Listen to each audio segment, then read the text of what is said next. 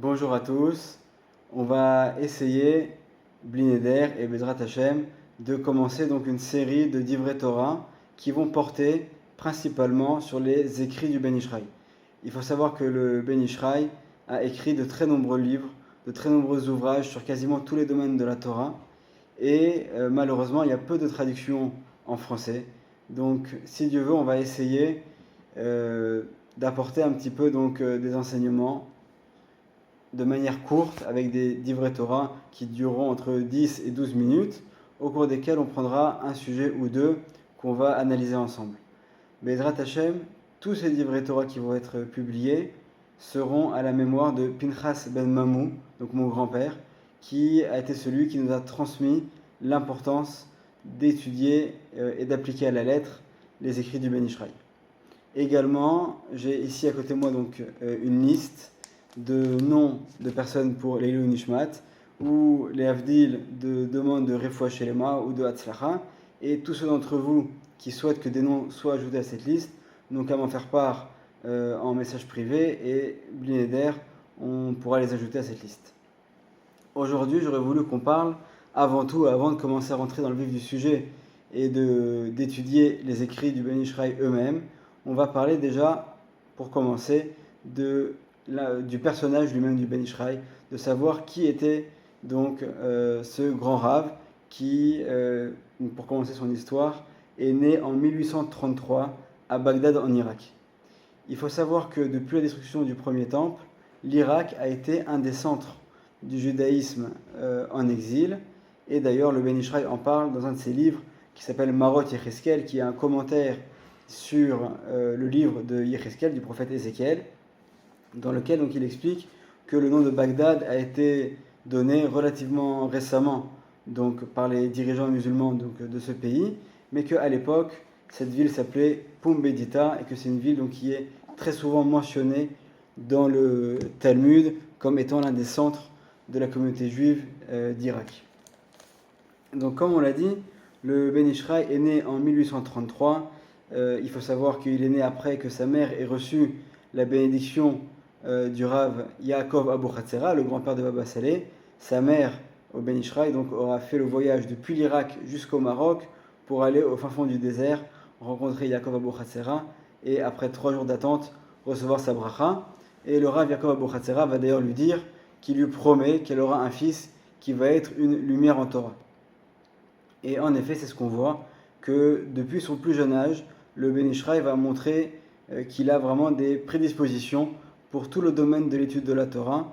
Et très jeune, il va commencer à étudier jour et nuit, et notamment à apprendre les enseignements de son père, qui s'appelle le Rav Eliyahu Chaim, et qui est en fait l'un des dirigeants spirituels de la communauté de Bagdad. À l'âge de 7 ans, le Ben Ishraï, qui s'appelle en fait le Rav Yosef Chaim, va vivre une expérience qu'en psychologie aujourd'hui on appellerait, je pense, une expérience traumatique, puisque en fait il va tomber dans un puits et n'arrivant pas à s'en sortir, et le temps que des personnes appellent les secours, il vraiment risque sa vie, et il fait le vœu, à l'âge de 7 ans seulement, donc on voit déjà à qui on a affaire, il fait le vœu de consacrer toute sa vie à l'étude de la Torah. C'est exactement ce qu'il va faire, et il va continuer donc à étudier, et d'ailleurs à l'âge de 14 ans, il se promène dans la maison, il trouve une lettre que des sages de Jérusalem ont envoyée à son père avec des questions de halakha, qui portent sur la loi juive, et au lieu d'attendre que son père y réponde, c'est lui-même qui prend les devants, qui prend sa plume et qui leur écrit la réponse en mettant toutes les références, tous les différents livres qu'il a lus, auxquels il s'est référé pour trouver leur réponse et pour argumenter avec tous les arguments, etc. Il leur donne une réponse qui est vraiment totalement complète. Les sages sont émerveillés de voir comment est-ce qu'un jeune homme à l'âge de 14 ans arrive à un tel niveau et à répondre à des questions auxquelles eux-mêmes n'avaient pas la réponse. Et c'est encore une fois tôt, à l'âge de 26 ans, où il va commencer donc à exercer en tant que dirigeant de toute la communauté de Bagdad, puisque c'est à cet âge-là, en 1859, que son père décède. Son père, donc le Rav Eliyahu Chaim, va décéder le 7 Elul 5619, donc ça fait 1859, et au bout des 7 jours de deuil, la communauté va réclamer que ce soit le Ben Ishraï qui prenne sa succession pour diriger la communauté. Donc le Ben Ishraï va commencer à diriger la communauté, en fait, concrètement, le 13 Elul 5619. Et fait assez incroyable, c'est que le Ben Ishraï va décéder le 13 Elul 5669, 1909, c'est-à-dire exactement jour pour jour, 50 ans après son intronisation en tant que dirigeant de la communauté juive de Bagdad. Pour résumer son œuvre, il y a beaucoup de choses à dire, mais on va se concentrer sur 4 points principaux. Le premier point déjà, c'est la volonté du Ben Ishraï de vouloir élever le niveau spirituel de sa communauté en donnant des cours qu'il va donner donc tous les jours après la prière et également tous les Shabbats, en sachant que 4 fois dans l'année, pour 4 Shabbats particuliers, notamment avant les fêtes, il va donner donc tout un cours beaucoup plus long qui dure 4 heures et auquel toute la communauté assiste. Les autres synagogues à ce moment-là sont fermées. La seule synagogue qui est ouverte, c'est la synagogue du Ben Ishraï, et toute la communauté vient attentivement écouter et boire les paroles du Ben Ishraï. Mis à part donc cette volonté de faire monter le niveau de la communauté, il va également, le Ben Ishraï, écrire de très nombreux livres. Il faut savoir que lui-même a accès à une bibliothèque extraordinaire puisque sa maison est construite sur 2 niveaux avec un rez-de-chaussée et un premier étage. Et en fait, tout le premier étage, donc qui est d'une surface équivalente au rez-de-chaussée, c'est une bibliothèque immense avec des livres très anciens qui a hérité le Ben Ishraï donc de ses ancêtres et de ses pères. Et on voit très bien dans ces livres comment est-ce qu'il arrive, lorsqu'il donne une réponse, lorsqu'il fait un commentaire, à passer vraiment d'une référence à l'autre et à passer d'une citation à l'autre. Il arrive à citer vraiment énormément de références, énormément de livres donc, auxquels il a accès dans sa bibliothèque. Et lui-même va écrire environ 80 livres et environ 200 chants qu'il va composer et qui vont être diffusés. Tous ces livres vont couvrir à peu près tous les domaines du judaïsme, en passant par la loi juive, la halacha, et son livre très connu, donc le Ben Ishraï, mais également des commentaires sur les prophètes, sur les haftarot, sur les Pirkei Avot, des commentaires sur le Talmud, et bien sûr, le Ben Ishraï va être connu pour ses connaissances extraordinaires dans tout le domaine de la Kabbalah, donc des secrets de la Torah.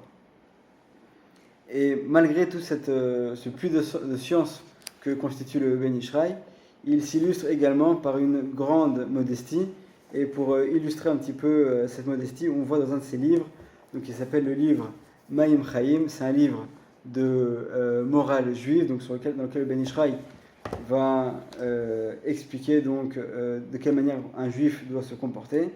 Et il y a un moment où on a l'impression un peu qu'il se confie au lecteur, donc je vais vous lire. Et il dit Va Hashem Yodea, et Dieu sait, Kaved Aya Ala Yadavar Azeh. Cette chose-là était lourde pour moi. Shani Eni Kedai Lochiach. Moi, je ne suis pas habilité à pouvoir faire des remontrances à qui que ce soit. Vehineni Omed Umdaber Divret Tochecha. Et pourtant, j'ose faire cette chose-là, d'aller et de faire des remontrances. Ah Ma'ese, mais que puis-je faire? Adavar Azeh Mutal Alay. C'est de ma responsabilité de faire cela. C'est-à-dire que bien que le Ben Ishraï ait écrit un livre entier dans lequel il fait des remontrances et il explique comment est-ce qu'il faut bien se comporter et quels sont les comportements qu'il faut éviter, malgré tout on voit qu'il fait preuve d'une humilité extrême. Le dernier point duquel je voulais également parler concernant le Ben Ishraï, c'est son amour pour Eretz Israël. Il faut savoir qu'il est fait très souvent référence dans ses livres et lui-même va se rendre en Israël. À l'époque, c'est pas comme aujourd'hui, c'est pas en avion, c'est à dos de chameau. Pendant 3 mois, le Ben Ishraï fait le voyage depuis l'Irak jusqu'à Israël, en passant par Damas. Il va faire donc toute une visite de Jérusalem et du nord d'Israël, de Hebron, pèleriner les tombeaux des tzadikim.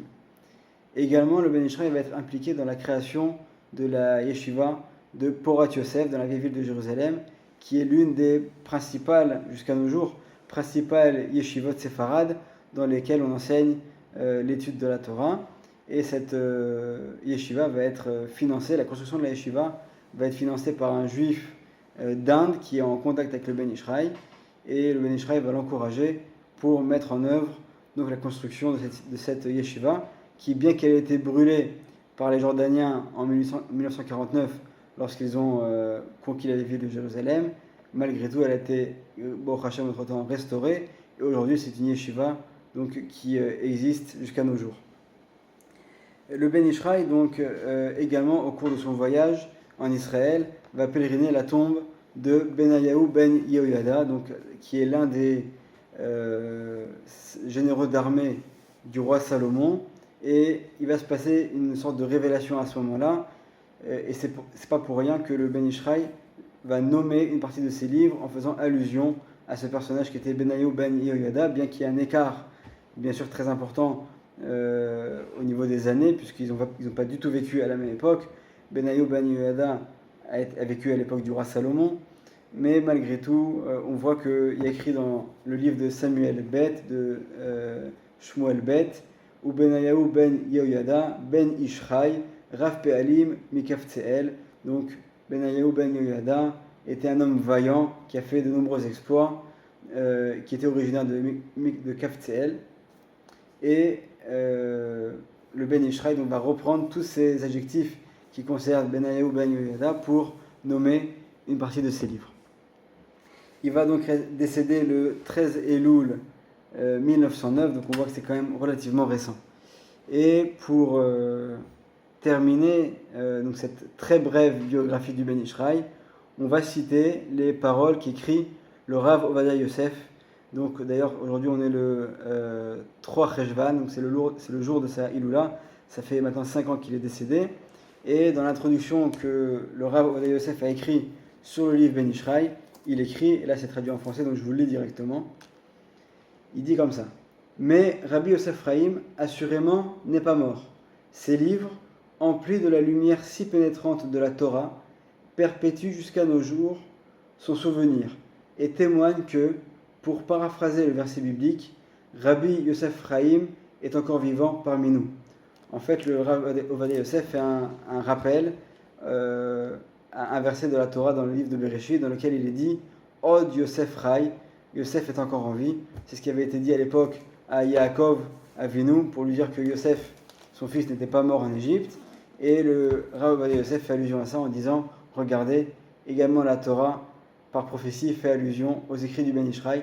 Le Ben Ishraï, d'une certaine manière, n'est pas mort puisqu'il continue à vivre à travers ses écrits. » Bezrat Hashem, c'est ce qu'on essaiera de faire dans les prochains livrets Torah, c'est d'éclaircir et de propager les écrits et les enseignements du Ben Ishraï. Voilà, à très bientôt.